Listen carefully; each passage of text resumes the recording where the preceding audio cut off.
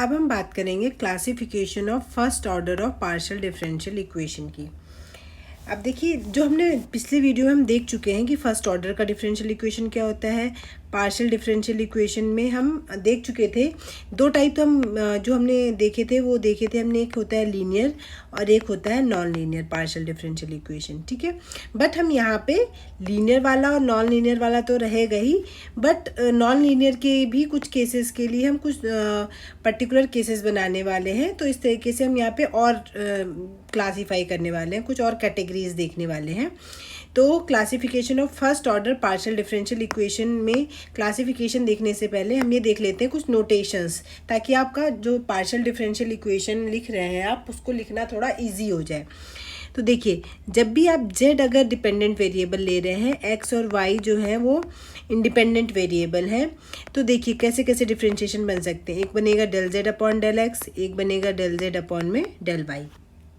क्योंकि अब जो आपके सिलेबस है उसमें हम और भी पढ़ेंगे, ठीक है, लेकिन फ़िलहाल हम यही दो नोटेशन देख रहे हैं। अभी दो ऑर्डर के लिए भी नोटेशन होते हैं, बट अभी फ़िलहाल यही दो नोटेशन देखते हैं, क्योंकि आपको सिर्फ किससे मतलब है, फर्स्ट ऑर्डर से मतलब है, ठीक है। तो del z upon del x और del z upon del y, बस यही दो पॉसिबल हो सकते हैं फर्स्ट ऑर्डर के डिफरेंशिएशन। तो del z upon del x को जो है वो हम स्मॉल p से डिनोट करते हैं, del z upon del y को हम स्मॉल q से डिनोट करेंगे, ठीक है। तो हमेशा ध्यान रखिएगा, अगर कहीं पे स्मॉल p लिखा हुआ है, ठीक है, कन्फ्यूज मत होइए, होगा एक कैपिटल P होगा, एक स्मॉल p होगा, ठीक है। तो अगर स्मॉल p है तो उसको आप हमेशा ध्यान रखिएगा, इसका मतलब है डेल z अपॉन में डेल x। अगर कहीं पे भी स्मॉल q यूज़ हुआ है, इसका मतलब है डेल z अपॉन में डेल y। अब हम आगे बढ़ सकते हैं इसके क्लासिफिकेशन में, ठीक है। तो क्लासिफिकेशन की बात करें तो जो जनरली हम जो फर्स्ट ऑर्डर का पार्शियल डिफरेंशियल इक्वेशन होते हैं उनको हम इन चार कैटेगरीज में डिवाइड करते हैं, लीनियर, सेमी लीनियर और कोजी लीनियर और नॉन लीनियर, ठीक है। तो अब सबसे पहले देख लेते हैं लीनियर क्या होता है। तो सबसे पहले अगर हम लीनियर की बात करते हैं तो लीनियर में ध्यान रखिएगा, अगर डिफरेंशियल इक्वेशन में ऑब्वियस सी बात है p होना चाहिए, q होना चाहिए और बीच में यहाँ पे प्लस आएगा, ठीक है, इज इक्वल टू, हम मोस्ट जनरल फॉर्म ले रहे हैं, ठीक है। यहाँ पे आपका capital P comma x comma y हो जाएगा, यहाँ पे capital Q x comma y हो जाएगा, इज इक्वल टू यहाँ पे आप लिख सकते हैं पी क्यू, यहाँ पे r लिख लीजिए, r x y z x comma y z multiply में प्लस यहाँ पे s x कॉमा वाई, ठीक है। तो देखिए ये लीनियर इक्वेशन हो गई, मतलब आपका देखिए p यानी कि del z upon del x है, ठीक है, ये q del z upon del y है। तो ये ना तो इनकी कोई पावर है, ना ही ये आपस में मल्टीप्लाई में आ रहे हैं, ना ही ये डिपेंडेंट वेरिएबल के साथ मल्टीप्लाई में आ रहे हैं। क्यों? क्योंकि देखिए p किसके साथ मल्टीप्लाई में, सिंपल एक्स वाई तो इंडिपेंडेंट है, इनके साथ तो चलेगा मल्टीप्लिकेशन, यहाँ पे भी इनकी मल्टीप्लिकेशन चलेगी। z का भी कोई पावर नहीं है, किसी के साथ मल्टीप्लाई में नहीं है, सिर्फ x और y के साथ मल्टीप्लाई में है, और एक्स वाई का फंक्शन तो कुछ भी हो सकता है, ठीक है। तो हमेशा ध्यान रखिए जो भी इस फॉर्म की इक्वेशन होगी वो कौन सी इक्वेशन कहलाएगी, लीनियर। ये हम लास्ट वीडियो में भी देख चुके हैं कि जो डिफरेंशिएशंस होने चाहिए वो आपस में मल्टीप्लाई नहीं होने चाहिए, ना ही किसी डिपेंडेंट वेरिएबल के साथ भी मल्टीप्लाई में नहीं आने चाहिए, तब उसे हम लीनियर कहते हैं। तो ये हो गया आपके पास लीनियर वाले का जनरल केस, मतलब एक तरीके से स्टैंडर्ड फॉर्म। अगर मैं एग्जांपल लूँ तो आप एग्जांपल कंसिडर कर लीजिए, y x square p plus x y square q is equal to x y z plus x square into y cube. आप देख सकते हैं इसमें स्मॉल p जो है वही del z upon del x को डिनोट कर रहा है, q जो है वो del z upon del y को डिनोट कर रहा है।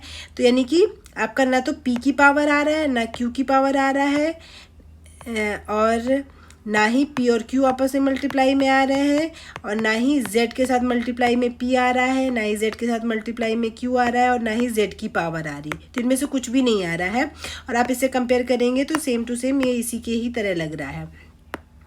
देखिए p के साथ आगे सिर्फ एक्स वाई का फंक्शन होना चाहिए, q के साथ भी आगे सिर्फ एक्स वाई का फंक्शन होना चाहिए, z के साथ आगे भी सिर्फ एक्स वाई का फंक्शन होना चाहिए, और यहाँ पे तो ये एक रेस्ट सिर्फ एक्स वाई का फंक्शन है।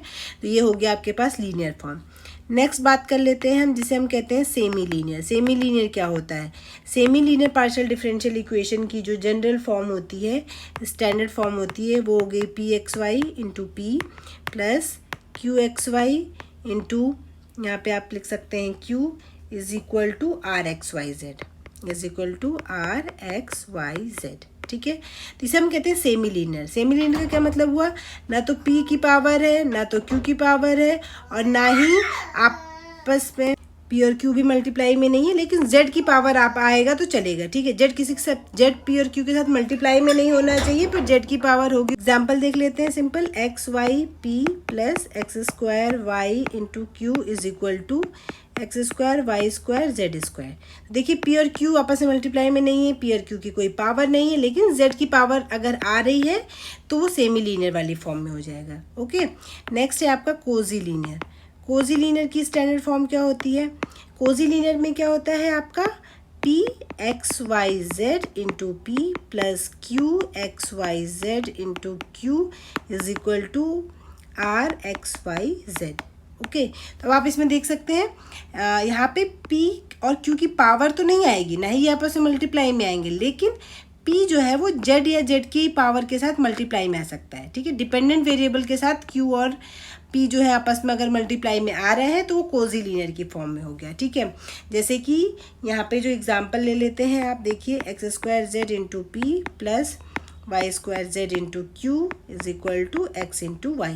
तो आप इसमें देख सकते हैं p के साथ डिपेंडेंट वेरिएबल यानी कि z भी मल्टीप्लाई में आ रहा है, q के साथ भी z मल्टीप्लाई में आ रहा है, तो ये कौन सी फॉर्म का हो गया? लीनियर तो है नहीं, क्योंकि डिपेंडेंट के साथ मल्टीप्लाई नहीं होना चाहिए p का। सेमी लीनियर में भी नहीं है, क्योंकि p और q के साथ जो टर्म होने चाहिए वो सिर्फ x और y के फंक्शन होने चाहिए, लेकिन कोजी लीनियर में यहाँ पे z आना चल सकता है, तो ये कोजी लीनियर का एग्जाम्पल हो गया। अब फाइनल बचा है नॉन लीनियर। तो इनके अलावा जो भी केस बनेंगे वो आपके सब कौन से हो जाएंगे? नॉन लीनियर वाले केस हो जाएंगे, जैसे कि p q is equal to 1, ये है फर्स्ट ऑर्डर का ही। क्यों? क्योंकि पी क्या होता है? Del z upon del x होता है, क्यू होता है डेल जेड अपॉन में डेल वाई। एक ही ऑर्डर का डिफरेंशिएशन है, बट आपस में किस में है? मल्टीप्लाई में है। तो ये कैसी फॉर्म हो गई आपकी? Non linear. या फिर आपका इनका पावर हो q square is equal to 1, तो ये इन तीनों में से किसी भी केस का नहीं है, तो ये कैसी फॉर्म हो गई? Non linear. आई होप आपको ये जो क्लासिफिकेशन ऑफ फर्स्ट ऑर्डर है वो आपको क्लियर हुआ होगा। ठीक है, नेक्स्ट वीडियो में हम origin of partial differential equations के बारे में बात करेंगे।